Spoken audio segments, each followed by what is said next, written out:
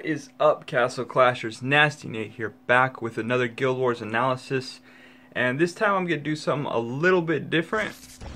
What we're going to do is we're just going to look at one attempt, or a series of attempts on the same base in Guild Wars. This was maybe about a month ago or so, but let's go ahead and just take a look. Alright, so at first, as I normally do, if I see a Dread Drake that's kind of coming out a little bit, hanging out on his own, I'll try to pull him out and see if I can get him locked into that eternal struggle with Ghoulam healing my Dread Drake, and hopefully their Dread Drake staying alive long enough that nobody dies, and my Dread Drake's procs either take out their heroes or enough of the base that I can just come in and clean up with the rest of my crew. In this case, as you can see here, their Dread Drake wasn't strong enough to stand up to both my Ghoulam and my Dread Drake.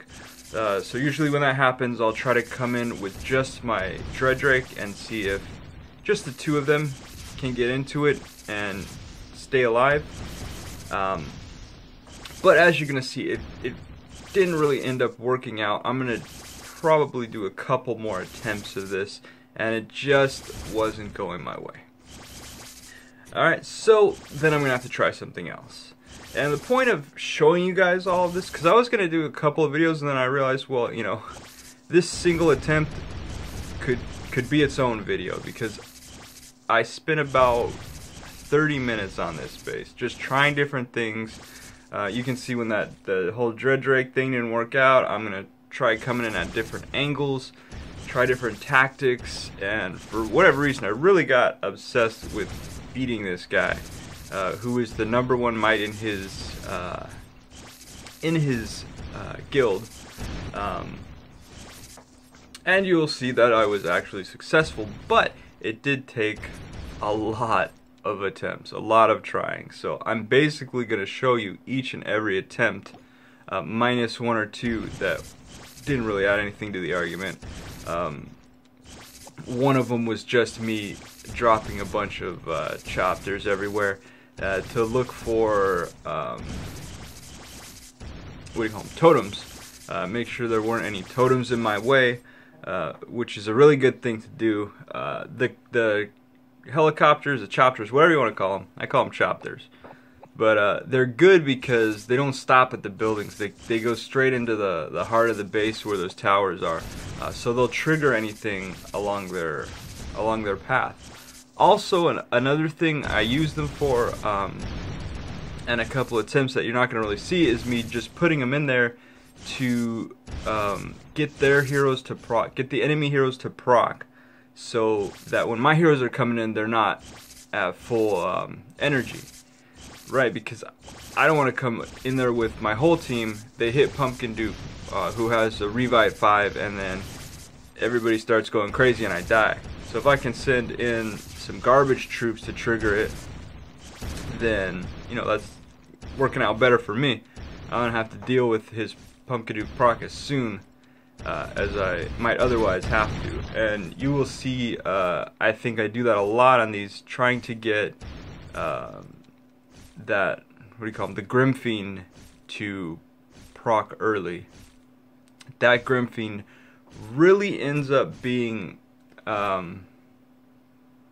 sort of the enemy, right? He causes me a lot of problems. I really don't like Grimfiend, so I'm gonna be trying to get rid of him, and eventually I'm gonna start settling on this side where I'm coming in right now with this Dread Drake and Ghoulam, and trying to take out that Grimfiend. So right there you see I got him, but then all his other heroes got me.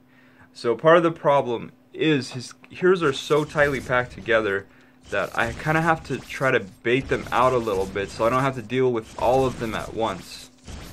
So that's kind of what I'm trying to do here. I'm trying to isolate that Grimfiend without everybody else coming in, as you can see they're doing right now. So that doesn't work out good for me. Okay. Yeah, so it looks like I'm just coming in here with Dredrake. Sometimes I'll just let him inch in a little bit and see who comes out at that point. See who comes out. So see, I wasn't even trying to really make progress in. I just wanted to see how far in he can get without pulling the entire team. And that's all about finding a good angle to come in at. And once I do that, see, I'll put a little more people in there, see how it works, and back out. It's a lot of trial and error.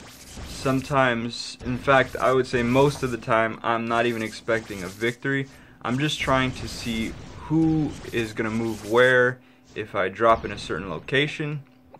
How long is it going to take for them to proc? How long is it going to take for my team to proc? So you can see, like right here, like I'm dropping Ares a little bit off to the side, because I want to see if I drop him there. You got to remember too, my Ares, I think he has, let's see if we can tell. Yeah, I think he has a 3 Revite crest set right now. This is before I rolled my 5 Revitalize for him. So that's something else I have to take into consideration. How long is it going to take him to get his first proc off? How long is it going to take him to get his second proc off? Because his second proc is probably going to be pretty important in stopping that Grimfiend. Because the first one, it's kind of hard to time everything just perfect, I guess. And that first one usually comes a little bit too early. It's easier to get that second one going, at least in this case. Because by the time he would get the second one off, then the rest of my team would be engaged in battle, and that's when it was really going to help them. So ideally, I want to take care of that Grimfiend, stop him from proccing. So that's, again, like I said, with the choppers coming in, they're going to get him to proc so that my team can hopefully take him out before he gets a second try. And most of these attempts, I would say from this point on, once I've kind of settled on the location that I'm going to come in, because I did try the top a little bit, mostly tried the bottom the bottom right at first, see what I could do there. It wasn't really working out. Switched over to this corner right here, and this is kind of the corner that I'm set on. So now I'm trying to work out the pathing and the proc times, and hopefully just find a good spot to drop in where everything kind of works out into my favor.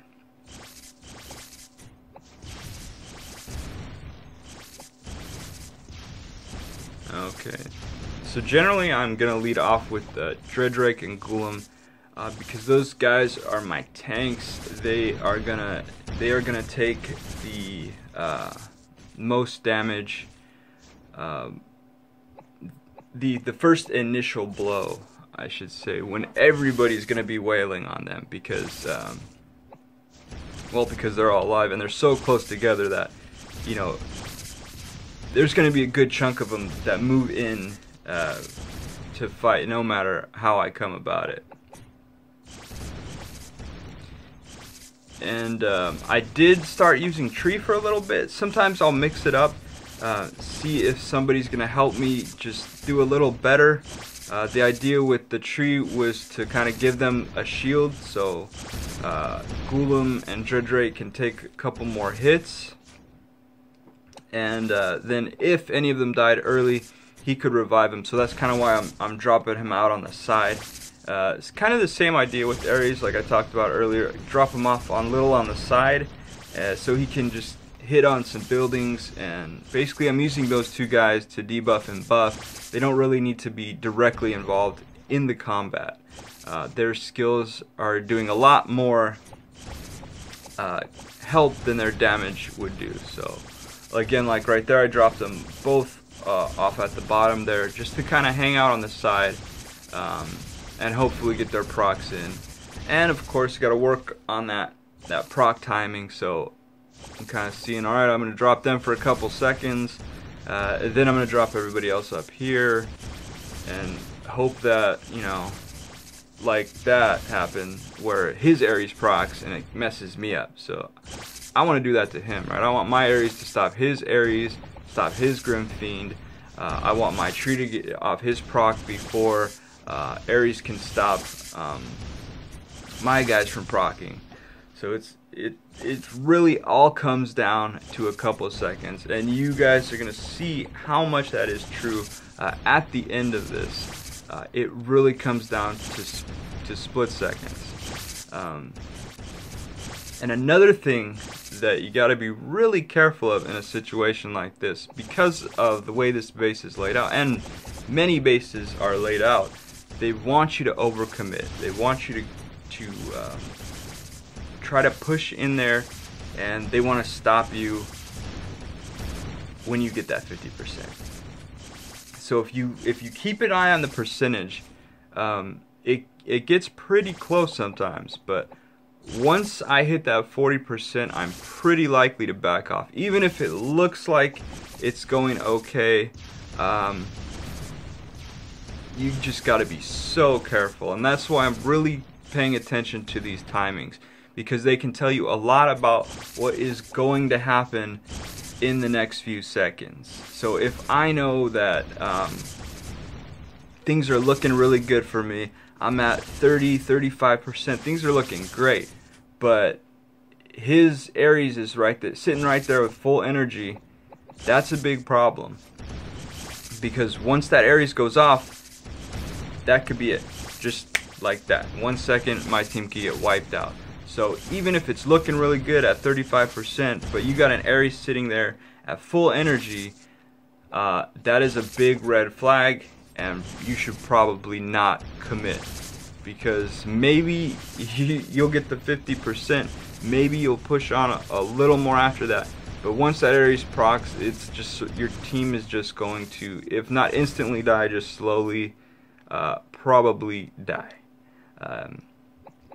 Same thing with Golem. See, his Golem has a 5 revive up there, so if that Golem, who is kind of on the upper edge of things, so he may not get pulled into the initial fight, and you can see right there, he's kind of the last one to come in. Even if I'm doing really good, if I take out a couple people and that Golem's on his way at say 40%, he's walking down there, he has full health and full energy, and let's say that Grim Fiend is almost dead, he's procced and we're taking him down, but Golem's on his way. As soon as Golem engages in battle, he is going to heal everybody. It's going to make him that much harder to kill, especially maybe my people just proc, they're not going to proc again for a couple seconds. That gives Golem enough time to heal up Grim Fiend, maybe heal up Ares, you know, and then they get their procs off and they're able to stop my guys. Alright, so you just saw the victory there. We're going to take a look at this again because it happens pretty quick. So this is all timing. So you see I'm dropping Dreaddrake off up there, so he runs down a little bit. See, I want them to take that time to run in, so these guys at the bottom, Cupid and Ares, have a chance to proc.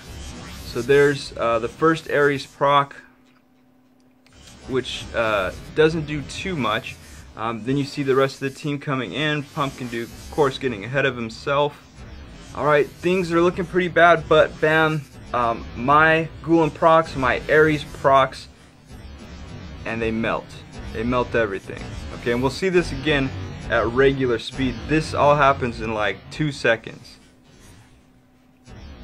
But, man. Yeah, and this is like 30 minutes of attempting this base. So, I'm just so comfortable at this point with the timing of things, that at 40%, even though my people were kind of low, I knew his people just procced, my people are going to proc, and it should be a wrap, and it was. So there you go. Proc, wiped them out. Yeah, and notice that at the end of this, all my people are pretty much at full health. There was no struggle at the end there, no uneasiness, and that's where you want to be at 50%. When you hit 50%, you want your team to still be healthy enough to take out the rest of the base. and that's what a lot of these bases are designed to sort of go against. Alright, so that about sums it up. Yeah, sometimes you just gotta go in there and just keep trying and trying different things, and it's really, really important that you get down the timings of your hero's procs as well as the enemy hero's procs. Pathing, I always talk about pathing and say that it's super important, and I really think it is, because it sort of ties in with timing too. But the path that your heroes are going to take, not only from the initial drop, but from that initial drop to the building that they're going to attack first, or the hero that they're going to attack first, and then from that point, when they destroy that, where are they going to go next? You got to kind of think a couple steps ahead. And generally, you know, it's going to help you in the long run. Okay, just to be able to plan it out that much, because if you think about it, like if you're at 40% and you know the next 3 steps that your heroes are going to take, it can help you decide whether or not that's going to be the victory for you, or is that going to be the one flame disappointment for you. Alright, so that about sums it up, guys. In Guild Wars, if you have the time, which you should, don't save it till the last minute. If you have the time, spend the time to really work on a base. And I think that you learn a lot more from doing something like this rather than going for just the easy wins, the easy victories. If you spend 30 minutes on a base, I think you learn a lot more about your heroes, the way their procs work, the way that they work together, and yeah, and that's just going to help you in different game modes other than Guild Wars, just help you have a better understanding of your team, what you're working with, and how you can get the job done. So yeah, that's going to about be it for this Guild Wars analysis. Thanks for watching, guys. Keep clashing. Nasty Nate out. Peace.